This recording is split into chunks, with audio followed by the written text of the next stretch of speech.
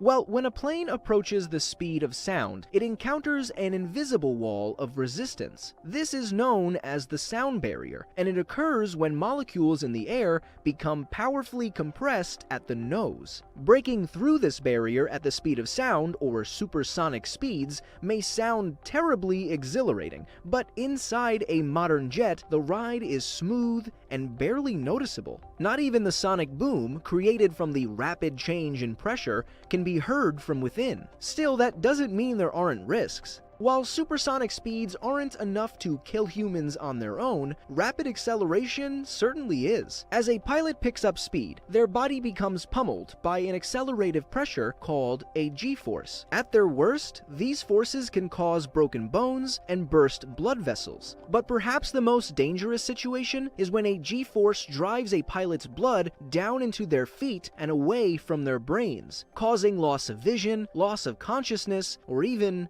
death. Today, pilots wear oxygen masks to breathe with anti-G suits around their legs to stop blood from pooling there. They're also taught special breathing techniques to keep their lungs full, and muscle squeezing exercises to keep blood in their brains. But here's the thing, it's not just pilots that can do this. Exactly 65 years after the first aircraft achieved this feat, Felix Baumgartner became the first human to do the same with only his body. After 7 years of careful preparation, the ex-military parachutist began a free fall from the edge of space. That would not only break 8 world records, but the sound barrier itself, reaching a top speed that was 75 miles per hour faster than the speed of sound. At this velocity, scientists worried about internal injury from passing sound waves or the sound barrier itself. Unlike modern aircrafts, humans aren't designed for supersonic travel, and without the safety of a pressurized wind-protected vehicle, no one knew what would happen. 24 miles above Earth, where Felix started, temperatures are low enough to cause hypothermia. That's why Felix's airtight suit and helmet were so important,